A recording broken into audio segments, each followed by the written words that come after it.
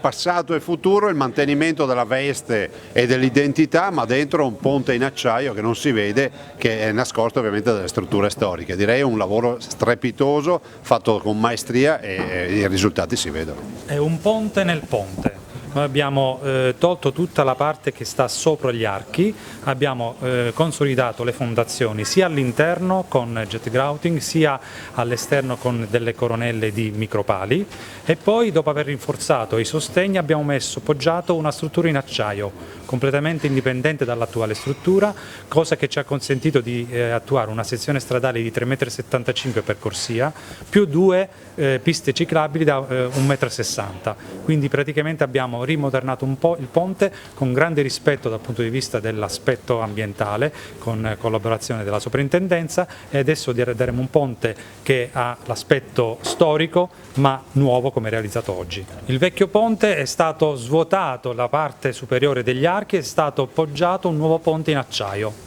Con questo nuovo ponte in acciaio abbiamo fatto una nuova sezione stradale con due corsie da 3,75 m e due piste ciclopedonali da 1,60 m, una per ogni lato. Abbiamo visto come siano riusciti a coinvolgere sia l'aspetto tecnico da quello storico, abbiamo visto come il lavoro sia stato fatto veramente bene, soprattutto per quanto riguarda i parapetti.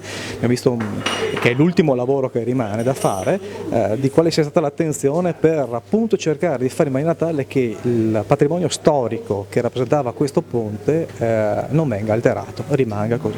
Abbiamo visto mesi scorsi quanto sia invece importante fisicamente questo ponte, quale sia l'importanza di collegamento, quale sia l'importanza per le attività commerciali per tutta la Marca Trevigiana, e ci siamo resi conto appunto che questo intervento andava fatto, per cui sono estremamente soddisfatto della cosa, non vedo l'ora che questo ponte venga riaperto, non è una questione di qualche giorno che ci spaventa assolutamente, abbiamo aspettato tanto, aspettiamo ancora questo mese.